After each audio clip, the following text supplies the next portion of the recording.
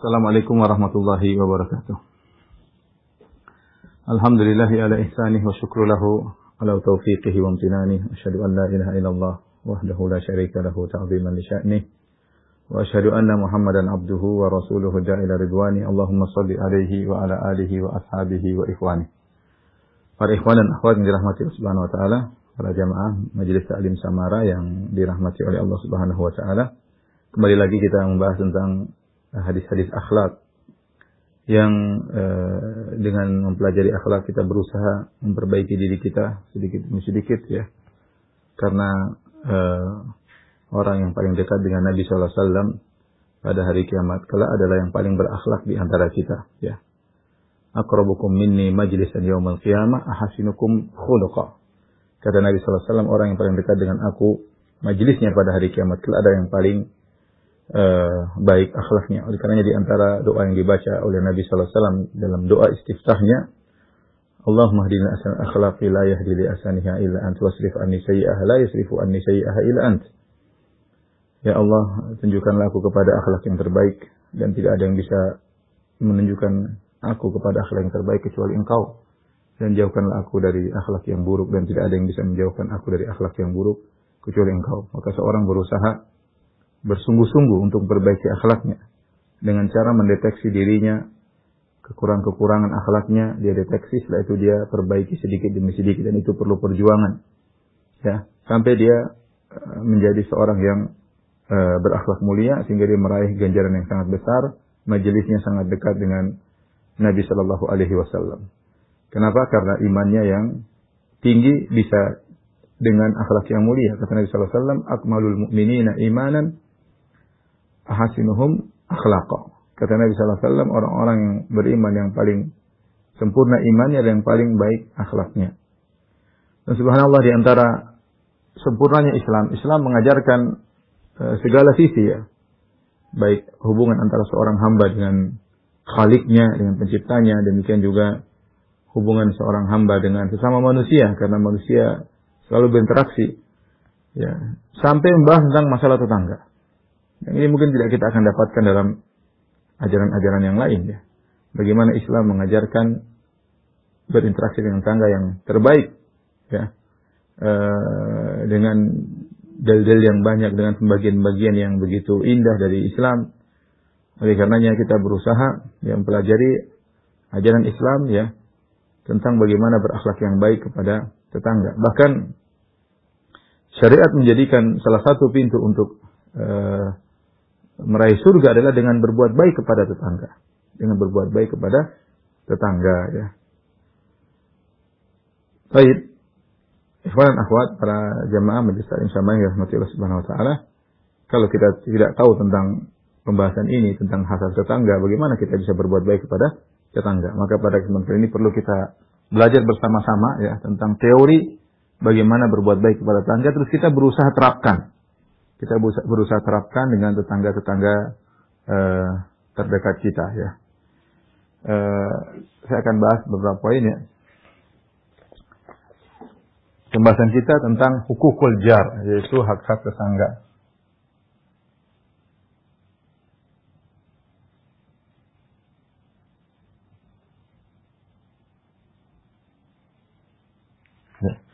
Baik, apa definisi tetangga ya? Definisi tetangga.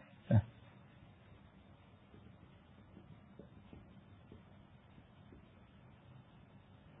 Al-jar. Kita dapati tetangga itu ma'ruf, tetangga yang tinggal dekat kita ya. Kita dapati bagian perkara para salaf berselisih tentang siapa yang dimaksud dengan tetangga. Ada khilaf dalam ibarat-ibarat salaf ya. Ibarat-ibarat para salaf. Ada yang mengatakan tetangga adalah 40 rumah di depan,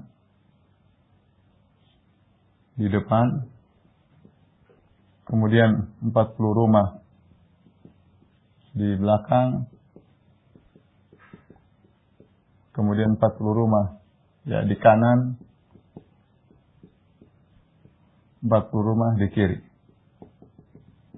Ini semuanya tetangga. Berarti sekeliling kita tetangga, 40 rumah ke depan, belakang, kanan, ke kiri, 40 rumah. Ini salah satu ibarat dari sebagian salaf yang menunjukkan tetangga cakupannya sangat luas. Ya. Kemudian di antaranya yang berpendapat bahwasanya tetangga adalah yang sama-sama mendengar azan dari masjid yang sama. Ini juga luas ya, karena kalau seorang menggunakan azan bisa terdengar mungkin kalau tanpa ini kita bicara secara normal tanpa mikrofon zaman dahulu seorang berteriak dengan lantang di atas masjid, maka radiusnya mungkin bisa setengah kilo, bisa lebih dari itu. Alam bisa berteriak dalam kondisi zaman dahulu tidak ada keributan mobil dan motor, tidak ada kebisingan, sehingga ketika seorang mengumandangkan azan di atas masjid maka radius suaranya mungkin bisa mencapai setengah kilo memutari dia, dan ini juga menunjukkan tetangga cukup jauh ya. Ada yang lebih sedikit lagi, dia mengatakan yang sama-sama mendengar iqamah dari masjid yang sama. Kalau ini lebih sedikit ya, karena iqamah tentu tidak sebesar azan dan hanya dikumandangkan mungkin di lebih dekat ya, sehingga jumlah tetangga lebih sedikit. Ini adalah definisi ya, kalau kita perhatikan ya, kata para ulama ini hanyalah ijtihad dari para salaf. Yang benar wallahu a'lam bishawab, kita tidak mendapatkan dalam syariat tentang definisi tetangga dan batasan tetangga. Haddul jar tidak kita dapatkan dalam Al-Quran, tidak disebutkan. Dan juga kita tidak dapatkan penjelasan dari Nabi SAW. Dan dalam kaidah, jika syariat tidak memberi batasan tentang suatu definisi suatu tertentu, baik Al-Quran maupun Sunnah tidak memberi definisi tertentu, maka dikembalikan kepada urf. Urf ini tradisi masyarakat.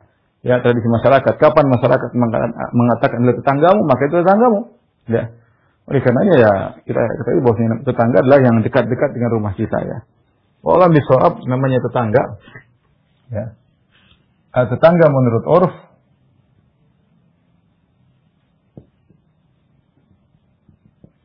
ya, itu satu kompleks kalau bahasa kita, satu kompleks. Satu kompleks ya. Satu kompleks saja, satu tetangga. Atau ada yang mengatakan satu masjid, sama-sama sholat di situ semua, ya. Maka ini adalah tetangga. Ya. Namanya orang karena sini masjid banyak, ya. Kalau kita semua pada satu musola, satu masjid, mah itulah tetangga kita.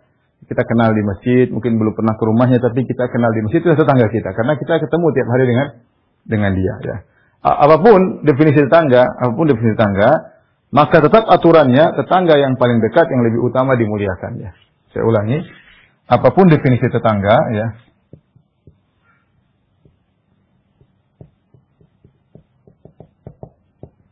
tetangga, maka yang terdekat yang lebih utama untuk dibaiki.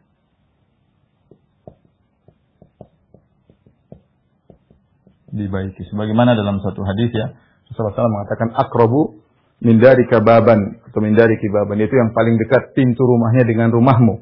Itulah tetangga yang lebih utama untuk kau berbuat baik kepadanya. Baik, pembahasan kita berikutnya adalah tentang perhatian syariat terhadap berikutnya adalah perhatian syariat terhadap tetangga.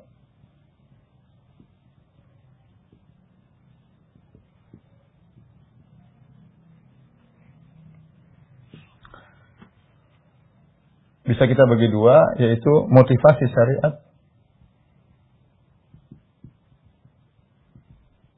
untuk berbuat baik pada tetangga.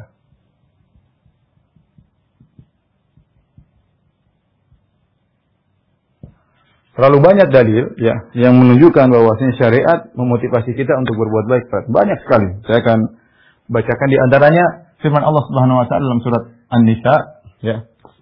Ayat apa ya?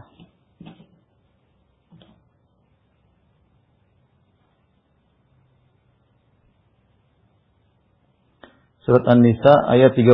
Ya, surat An-Nisa ayat 36 yaitu Allah mengatakan wa'budullaha wa la tusyriku bihi syai'a wa la tusyriku bihi syai'a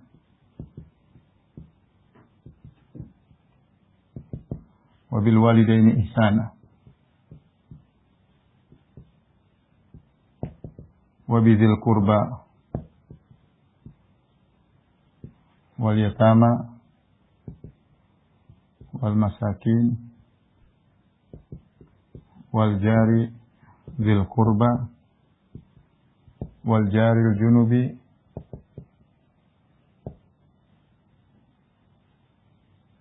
wa sahibil jambi wa binis sabil.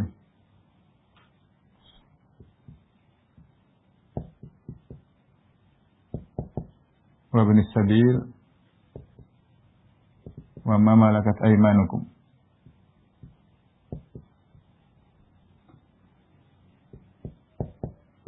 Inna Allaha la yuhibbu man kana mukhtalan fakhura.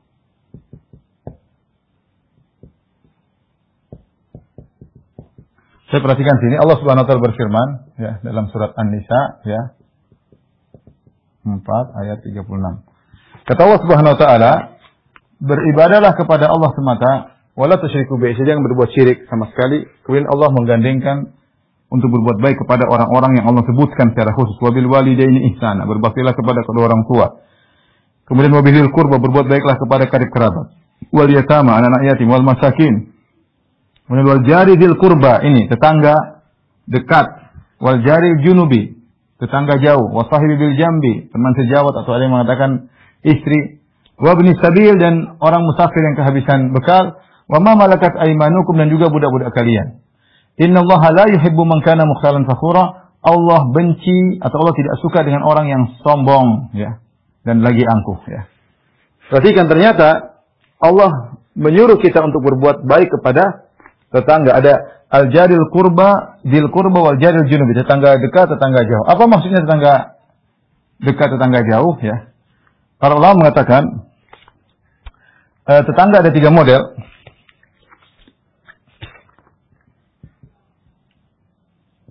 Ada 3 model. Yang pertama, yang punya 3 hak. Punya 3 hak atas kita. Yang kedua, yang punya 2 hak. Yang punya 2 hak. Harus kita tunaikan. Yang ketiga, yang punya 1 hak. Adapun yang punya 3 hak, yaitu tetangga muslim kerabat. Yang punya 2 hak, tetangga muslim. Yang punya 1 hak, tetangga kafir. Yang punya 3 hak, dia punya 3 hak. Pertama, hak sebagai tetangga. Yang kedua, hak sebagai muslim. Yang ketiga, hak sebagai kerabat. Yang punya 2 hak, dia hak sebagai tetangga dan hak sebagai muslim. Yang punya 1 hak, dia hak sebagai tetangga. Dia punya hak sebagai tetangga. Oleh karenanya, ketika datang dari dalil menyuruh kita untuk berbuat baik kepada tetangga, maka berlaku kepada seluruh tetangga. Apakah dia muslim ataukah dia kafir. Namun dalam ayat ini Allah menyebutkan tentang 2 model tetangga. Al-jari dzil qurba, al-jari junubi. Jari dzil qurba, kata para ulama, maksudnya adalah tetangga yang kerabat. Al-jaril junubi, yaitu tetangga yang jauh atau tetangga yang bukan kerabat. Secara umum bisa dibagi menjadi 3 model tetangga. Ini semuanya hendaknya kita berlaku baik kepada mereka. Namun semakin memiliki hak banyak, maka semakin utama kita berbuat baik kepada tetangga tersebut. Oleh karena diriwayatkan dalam hadis Tirmizi dari Abdullah bin Amr bin Al-As radhiyallahu taala anhuma, ketika dimasak kambing, ya, dimasak di rumahnya, maka dia mengatakan, ahdaitum li jarinal yahudi, apa kalian sudah berikan hadiah masakan kambing ini kepada tetangga kita si Yahudi? Kata mereka belum. Maka Abdullah bin Amr menegur, kenapa tidak dikasih kepada tetangga kita Yahudi? Sami'tu Rasulullah SAW yaqul, aku mendengar Rasulullah SAW bersabda, la yazalu Jibril yusini bil jar hatta dhanantu annahu yuwarrithuhu. Senantiasa Jibril mewasiatkan kepada aku untuk berbuat baik kepada tetangga, sampai aku menyangka bahwasanya Jibril akan membawa wahyu bahwasanya tetangga juga dapat warisan. Ya. Jadi dan dipahami oleh para sahabat bahwasanya namanya tetangga, ya, meskipun kafir harus kita berbuat baik kepadanya. Ya. Dan ini sebagai pengamalan dari firman Allah Subhanahu wa taala, la yanhakumullahu 'anil ladzina lam yuqatilukum fid din wa lam yukhrijukum min diyarikum an tabarruhum wa tuqsitu ilaihim. Wallahu yuhibbul muqsitin. Allah tidak melarang kalian untuk berbuat baik dan berbuat adil kepada orang kafir, ya, yang tidak memusuhi agama kalian dan tidak mengusir kalian dari negeri kalian, ya. Kalau gitu kita boleh berbuat baik sama orang kafir baik itu berbuat baik, apalagi tetangga, ya. Dulu ada kawan, dia tinggal di kompleks itu banyak orang kafir. Sampai teman-teman bercanda, ini orang paling alim di kampungnya. Paling alim karena dia sendiri yang muslim, yang lain pada kafir. Apa kita berbuat sama tetangga? Ya, tetangga kita kafir berbuat baik. Allah yang suruh. Allah yang suruh dipraktekkan oleh para sahabat. Motivasi ayat berbuat baik sama tetangga sangat banyak, ya. Ini diantaranya ayat ini dalam surat An-Nisa. Kemudian yang lain, hadis yang lain seperti sabda Nabi SAW tadi sudah saya singgung, ya. Kata Nabi SAW, la yazalu Jibril yusini bil jar hatta zonantu annahu sayuwarrithuhu. Artinya la yazal, senantiasa. Kalau kita bahasa Indonesia artinya senantiasa. Jibril mengingatkan aku, berwasiat kepada aku untuk berbuat baik kepada tetangga.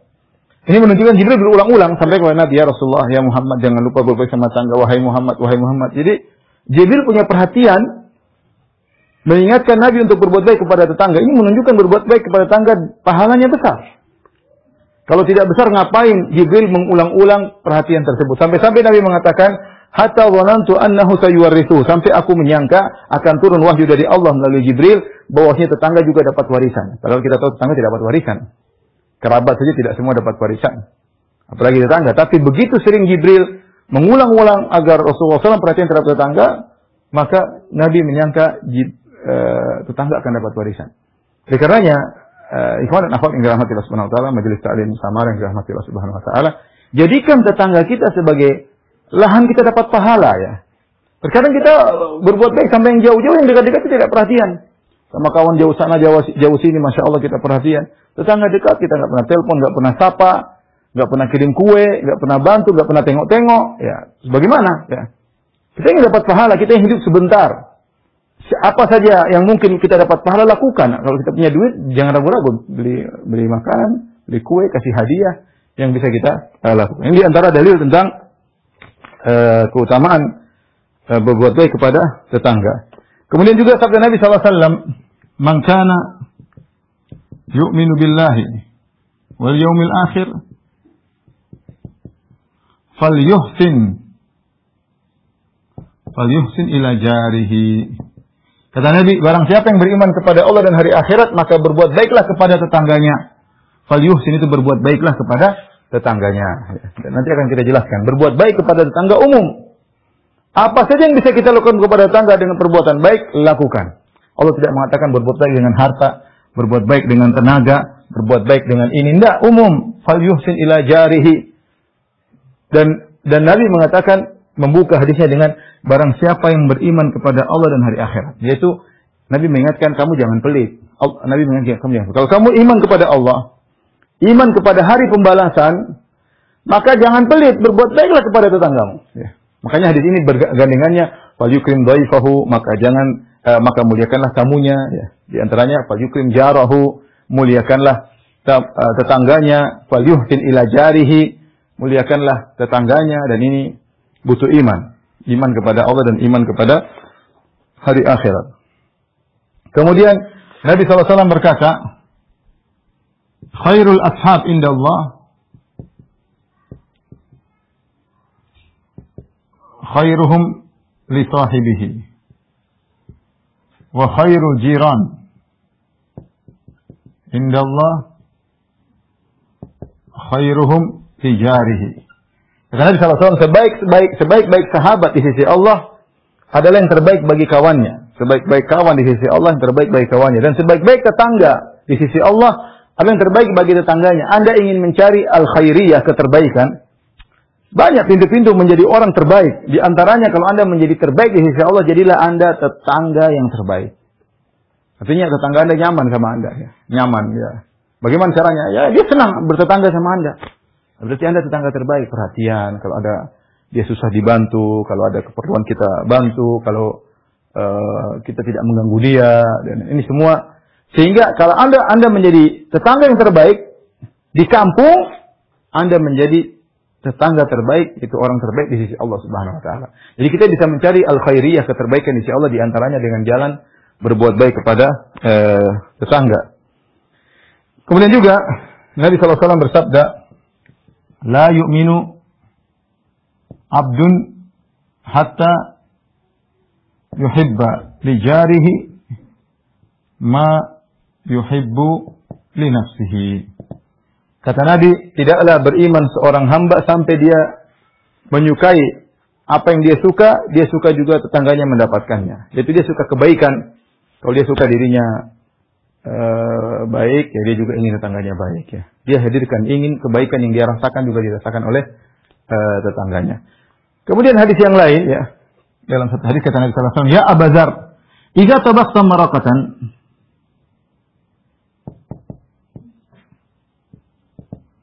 fa'akthir ma'aha wa ta'ahad jiranak." Perhatikan sini kata Nabi, "Wahai Abu Dzar, kalau kau masak sayur atau daging, ya, daging ada kuahnya atau sayur ada kuahnya, maraqah fa'akthir ma'aha, maka perbanyaklah airnya. Dan perhatikan tetanggamu.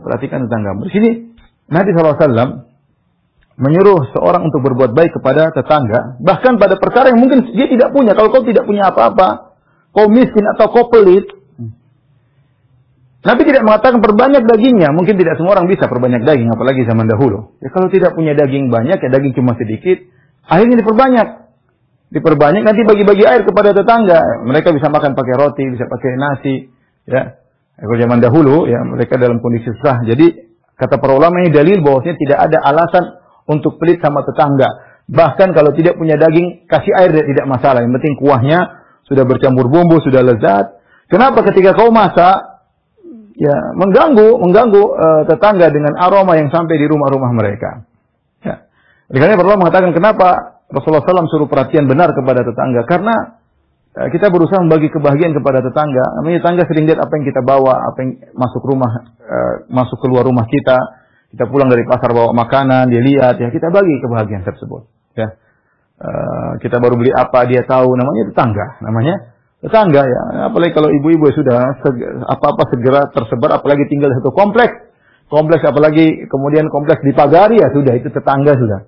Satu bikin apa, semua pada tahu, pada tahu. Maka tidak jadi masalah kalau kau tidak punya. Ini bukan maksudnya, bukan Nabi mengajari pelit, ya. Perhatikan. Tapi kata para ulama, kalau kau tidak punya apa-apa, ya berusahalah perhatian sama tetangga. Ya. Meskipun hanya menambah air, kuah, kemudian kau berikan kuahnya dengan sedikit daging, tidak jadi masalah. Yang penting ada bukti kau perhatian sama tetangga. Ini semua dalil bagaimana motivasi syariat untuk berbuat baik kepada tetangga. Sebaliknya, banyak dalil ancaman syariat kepada orang yang menzalimi tetangga atau berbuat buruk kepada tetangga. Ya. Banyak dalil menunjukkan akan hal ini, ya. Di antaranya, ya, Rasulullah SAW bersabda, "Wallahi la yu'min, kata Nabi, wallahi la yu'min, tidak beriman. Demi Allah tidak beriman. Sampai Rasulullah SAW ulang 3 kali. Tidak beriman. Rasul mengatakan, "Man ya Rasulullah, qad khaba wa khasir." Siapa orang itu ya Rasulullah? Kau bersumpah 3 kali tidak beriman. Siapa orang ini? Rugi dan celaka. Siapa orang ini? Sungguh rugi orang ini. Sampai Nabi mengatakan, demi Allah tidak beriman. Maka Nabi SAW mengatakan, man la ya'man jaruhu bawa'iqahu. Yaitu, man la ya'man jaruhu bawa'iqahu. Yaitu orang yang tetangganya tidak aman dari gangguannya. Orang yang tetangganya tidak aman dari gangguannya.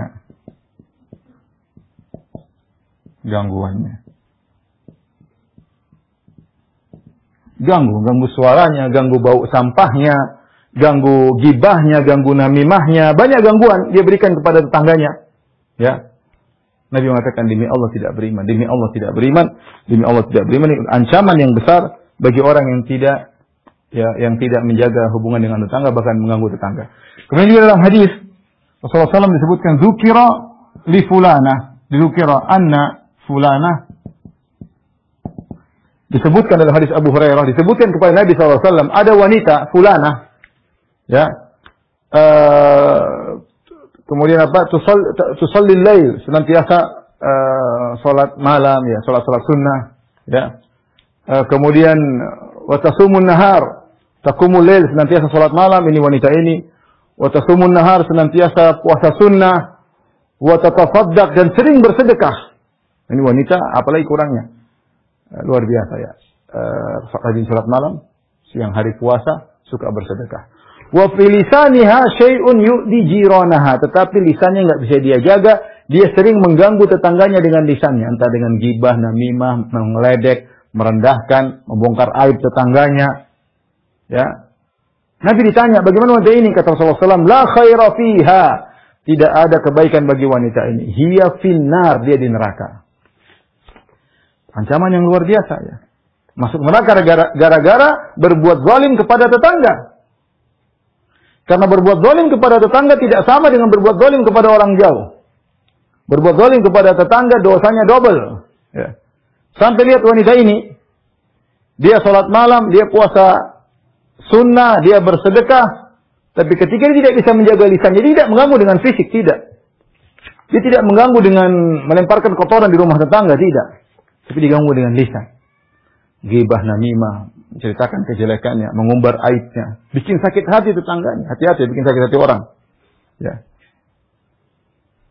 Maka kata Nabi, la khaira fiha, tidak ada kebaikan bagi wanita ini. Hiya finnar, dia di neraka jahanam.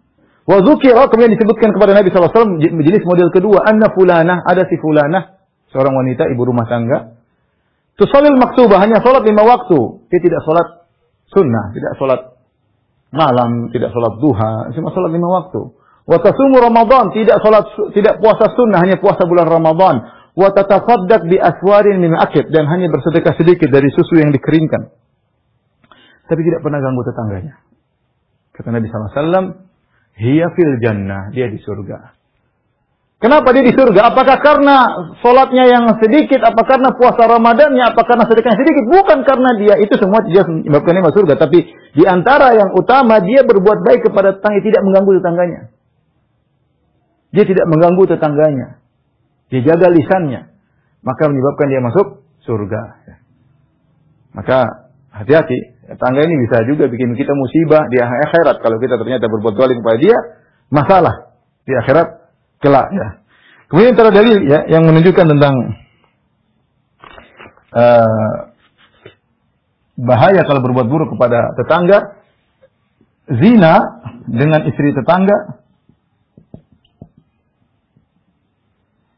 sama dengan atau lebih parah daripada 10 istri bukan tetangga.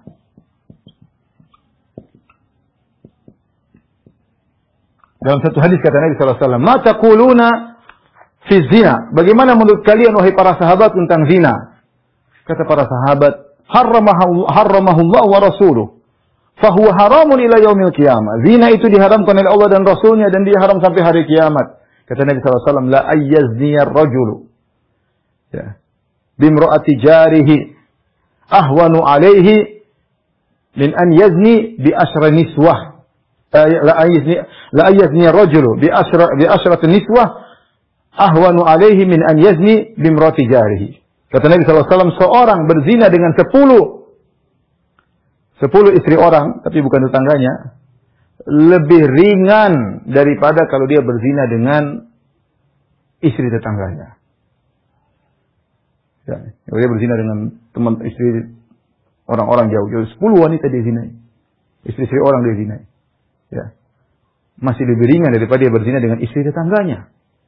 Kenapa? Tetangga harusnya kita menjaga. Apalagi kalau suaminya pergi, kita jaga, kita perhatian, ada keperluannya. Apalagi teman kita, tetangga kita. Kemudian kita main belakang, kita khianat. Ya.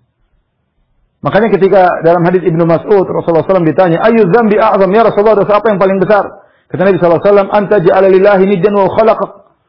Engkau beribadah kepada selain Allah, padahal yang ciptakan engkau cuma Allah saja. Kau ambil tandingan sekutu bagi Allah, padahal yang ciptakan engkau hanyalah Allah.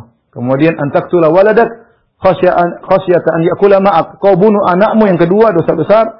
Kau bunuh anakmu karena kau takut dia mengambil rezekimu, ikut makan sama kamu. Yang ketiga, antuzaniya halilata jarik. Engkau berzina dengan istri tetanggamu. Sebenarnya mengatakan antuzaniya ada wazan mufa'alah, yaitu kau merayunya pelan-pelan, rayu sampai akhirnya terjebak, akhirnya berzina dengan tetangga. Istri tetangga. Dan ini lebih parah dosanya daripada berzina. Bahkan Ibnu Qayyim mengatakan, seorang berzina dengan 100 perempuan yang tidak punya suami, masih lebih ringan daripada dia berzina dengan satu istri tetangganya. Ngeri ya. Dan Nabi mengatakan selanjutnya setelah itu, mata kulun fi sariqah. Wahai para sahabat, bagaimana menurut kalian tentang mencuri? Kata para sahabat, haramahullah wa rasuluh, fa huwa haram ila yaumil qiyamah. Mencuri haram. Allah haramkan, Rasulullah haramkan, dan haram sampai hari kiamat. Kata Nabi sallallahu alaihi wasallam, la ayyasikur rajul, ya, min ashri bai abyatin, seorang mencuri dari 10 rumah, ahwanu alaihi an yasrik min jari, min baiti jari. Seorang mencuri dari 10 rumah lebih ringan daripada dia mencuri dari rumah tetangganya. Ini dalil bahwasanya tetangga punya perhatian khusus. Menggolimi tetangga tidak seperti menggolimi orang lain. Dosanya lebih besar. Berbuat baik kepada tetangga tidak seperti berbuat baik kepada orang jauh. Pahalanya lebih besar. Pahalanya lebih besar. Maka seorang waspada ketika bertetangga, tetangga bisa menjadi sarana buat dia masuk surga, dan tetangga kalau dia salah, dia zalim kepada tetangga, bisa membuat dia masuk dalam neraka jahanam. Ya. Kemudian juga dalam satu hadis, ya, kata Rasulullah SAW, laisal mu'min alladhi yasba'u wa jaruhu ja'i. Bukanlah seorang mukmin kalau dia dalam kondisi kenyang sementara tetangganya dalam kondisi lapar. Itu bukanlah seorang mukmin yang imannya sempurna. Maka dia harus perhatian sama tetangganya. Konsekuensi orang mukmin harus perhatian sama tetangga. Kemudian dalam satu hadis kata Rasulullah SAW, kam min jarin muta'alliqun bijarihi. Pada hari kiamat, yaumul qiyamah. Betapa banyak tetangga yang akhirnya menahan tetangganya pada hari kiamat kelak. Dia mengadu kepada Allah pada hari kiamat. Yaqul ya Rabbi, hadza aghlaqa babahu duni, famana'a ma'rufahu. Ya Rabbku, ini tetanggaku dahulu, dia tutup pintunya kalau saya ke rumahnya. Dia punya kebaikan, dia tidak bagi kepadaku. Ini bahaya. Tetangga punya hak. Kalau kita punya kelebihan, kita kasih. Bukan sunnah, wajib kita bantu. Tadi ini mengatakan laisa al-mu'min alladhi yasba' wa jaruhu ya ja'i. Bukanlah seorang mukmin dia kenyang tetangganya lapar, bukan seorang mukmin. Ya, ini konsekuensi kita bertetangga. Ya. Ini semua adalah dalil para ikhwan dan akhwat yang dirahmati Allah Subhanahu wa taala. Jamaah majelis taklim Samara, bahwasanya perhatian syariat terhadap tetangga sangat-sangat besar. Kalau kita berbuat baik, pahalanya besar. Kalau kita berbuat dosa, berbuat zalim, juga dosanya sangat besar, ya. Ingat tadi wanita yang masuk surga gara-gara jaga lisannya, tidak ganggu tetangganya, dan sebaliknya wanita masuk neraka padahal rajin ibadah, ya, rajin ibadah, rajin sholat malam, rajin puasa sunnah, rajin sedekah, tapi tidak bisa jaga lisannya, menjaga tetangganya, masuk neraka. Gimana lagi kalau ada seorang ibu rumah tangga sudah tidak pernah sholat malam, malas, kemudian puasa sunnah juga tidak pernah, kemudian sedekah juga pelit, terus suka ganggu tetangganya dengan lisannya. Oh, nerakanya lebih parah. Nerakanya lebih parah. Maka seorang waspada, jangan sampai melakukan dosa terhadap tetangganya. Baik, berikutnya kita bahas tentang di antara hak-hak tetangga, ya.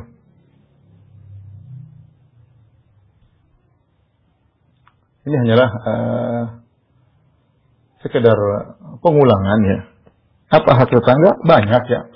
Hak umum seperti ya menjawab salam. Menjawab salam kalau dia kasih salam, terus memenuhi undangan kalau dia undang. Ya. Kalau dia undang, dia ajak makan, datang ya. Meskipun undangannya mungkin selama kita tidak ada uzur misalnya, kita datang dan itu jadikan itu berpahala bagi kita. Jangan kita meremehkan, karena kita mungkin miskin, dia undang kita. Kalau kita tidak ada halangan, datang.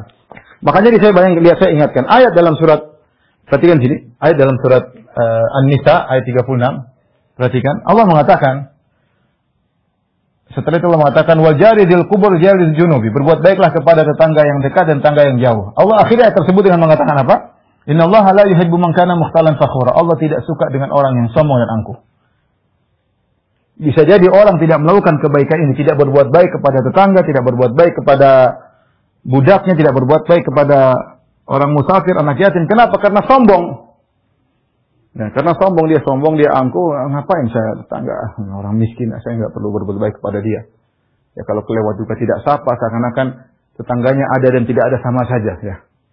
Ya, kesombongannya nampak, sombong dengan rumahnya yang indah, mungkin sombong dengan mobilnya yang mewah, sombong dengan penampilannya, sombong dengan macam-macam ya, sehingga dia tidak mau berbuat kepada tetangga. Di antara hak tetangga kalau dia ngundang, ya kita penuhi undangannya, ya meskipun mungkin dia undang cuma suatu walimah yang sederhana, paling tidak kita datang, kalau kita bisa kasih hadiah, ya berusaha demikian. Kemudian di antaranya berbuat baik kepadanya.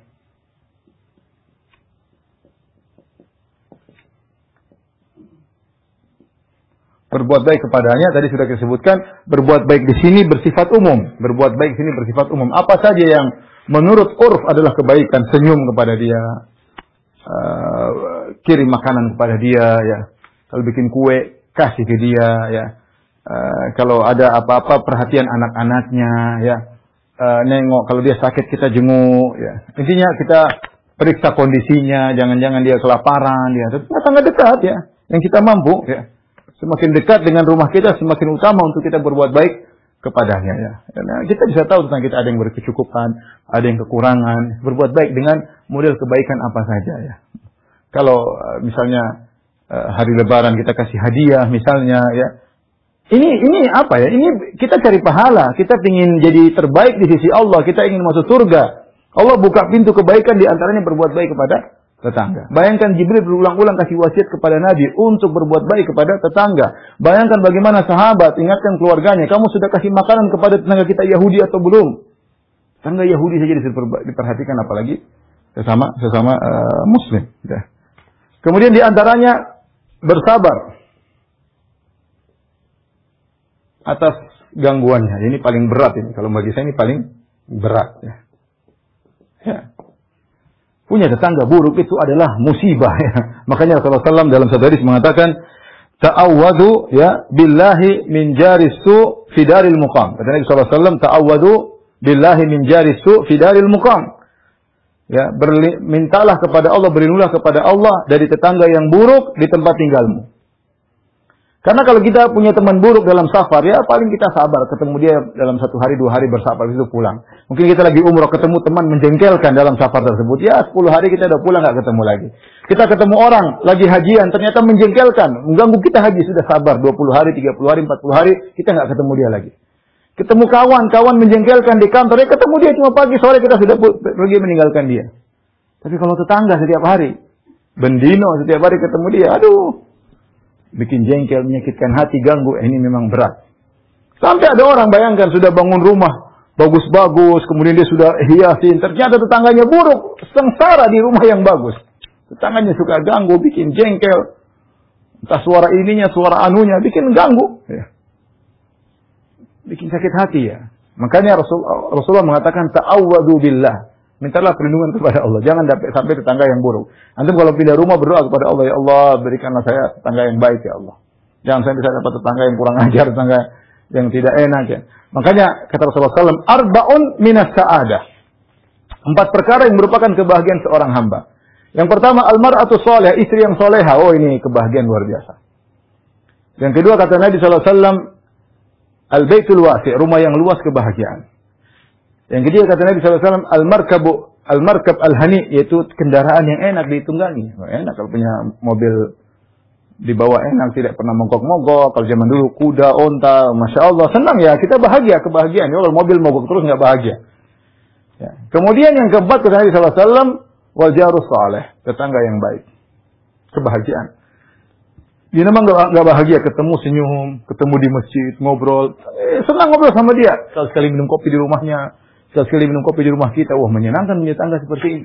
Jadi sahabat dia kebahagiaan punya tetangga yang baik. Masa 4 kebahagiaan, istri soleha, kemudian rumah yang luas, kendaraan yang enak, dan tetangga yang baik.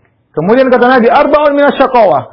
4 perkara yang merupakan kesengsaraan. Pertama, istri yang kurang ajar ya, istri yang tidak soleha, istri yang bikin jengkel. Bagaimana tiap hari ketemu istri yang kayak begitu, tiap hari bikin jengkel, bikin sakit hati, ya, tidak pernah merias diri. Kalau merias diri buat orang lain, ya, kalau kata-kata halus buat orang lain, tidak pernah melayani, ya, dan seterusnya. Ini kesengsaraan yang hakiki bagi seorang laki, istri yang buruk ya.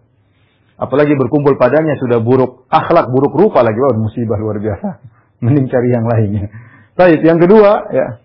Yang kedua di antara kesengsaraan adalah al-baitul dhayyik, rumah yang sempit ya. Ini sulit namanya orang rumah sempit ya. Apa namanya? Ya sabar ya. Yang ketiga adalah kendaraan yang tidak enak ya. Kendaraan tidak enak, sering mogok, kesengsaraan. Yang keempat, jarusu, kata Nabi, tetangga yang buruk. Tetangga yang buruk. Maka kalau seorang punya tetangga, bersabar, dia berusaha hadapi. Dan saya berapa kali ditanya, tetangga saya begini, tetangga saya begini, aduh memang kasihan. Ya, tidak perlu dengan sesamanya. Kadang muter tape besar-besar sudah malam, kadang maku-maku tembok sudah malam. Ya, dan tidak memandang tetangganya istirahat atau apa kayak. Apalagi kalau tinggal di kampung yang kecil ya, satu lagi baru beli lagu dangdut baru dia putar keras-keras, waduh. Satu kampung semua dengar ya. Mengganggu ya. Tapi kalau kita sebagai orang yang soleh, kita bersabar ya, karena kita mengharap pahala dari Allah Subhanahu wa Ta'ala ya. Kemudian di antaranya hak tetangga adalah mengecek, jangan lupa mengecek kondisinya. Ya kalau kita mampu bantu untuk membantunya. Jika dia membutuhkan ya. Ya kadang dia butuh bantuan harta, kita bantu. Kadang dia butuh bantuan curhat, kita dengerin. Kadang dia butuh bantuan tenaga untuk angkat sesuatu, kita bantu. Kita bantu. Ini merupakan hak tetangga. Kemudian di antaranya adalah menutup aibnya. Ya, namanya tetangga kita saling tahu lah. Kadang tetangga istrinya teriak-teriak ribut, kita dengar ya, tetangga, apalagi rumah berdempetan. Ya. Kadang-kadang saya pernah jalan ribut tetangga sampai keluar rumah, semua tetangganya. Rumah satu petak ini, begitu satu ribut suaminya dimarah-marah, semua keluar lihat. Ya udah jangan cerita kemana-mana, diam aja sudah. Aib tetangga nggak usah cerita keluar luar, diam aja udah. Jaga diri, karena kita tetangga, kita tahu aibnya. Kita tahu kekurangannya, kita tahu malasnya, kita tahu menjengkelkannya. Nah, kalau dia tahu aib dia, kita jangan cerita sama orang. Kita cukup mengetahui dan kita sembunyikan aib tetangga kita tersebut. Jangan lupa kasih hadiah. Ya. Hadiah berbagai macam ya. Apakah kue, apakah makanan, apakah buku, ya, buku agama, ya, apa saja. Ya, tidak harus mahal-mahal, yang penting pertanda kita perhatian sama dia ya. Dan saya ingatkan kalau kita sebagai tangga, ada tangga kita kasih kita hadiah, meskipun ringan terimalah ya. Makanya Rasulullah SAW pernah berkata, ya nisa'ul mu'minat, wahai para wanita-wanita yang mukminah, la tahtakhirna. Ya, jangan kalian meremehkan pemberian tetanggamu. Ya, meskipun hanya kicil yang dia berikan ya, maksudnya hanya kaki kambing dikasih sama kamu, terima saja. Begitu kalau ada tetangga mungkin dia miskin, tapi dia hanya bisa bagi dagingnya sedikit, kuahnya banyak, terima. Ya. Paling tidak dia sudah mikirkan kita. Paling tidak dia berusaha untuk memberi hadiah. Terima ya. Kalau dia pelit, dia sedikit, tidak apa-apa, terima saja. Kita bilang syukran, jazakallahu khairan, ya, alhamdulillah, syukran. Ya. Berarti dia ada niat baik untuk memikirkan kita. Coba kalau kita punya tetangga yang buruk, kita bersyukur. Mungkin dia pelit tapi tidak ganggu kita. Bayangkan kalau tetangga ganggu kita, waduh, jengkelkan. Cari masalah, ribut, istrinya ribut dengan istri kita, suaminya ribut dengan kita. Oleh karenanya ini hak-hak yang harus kita perhatikan. Maka saya wasiatkan kepada diri saya dan juga kepada para ikhwan, para akhwat, para jamaah majelis taklim Samara untuk mulai kita praktekkan hal ini.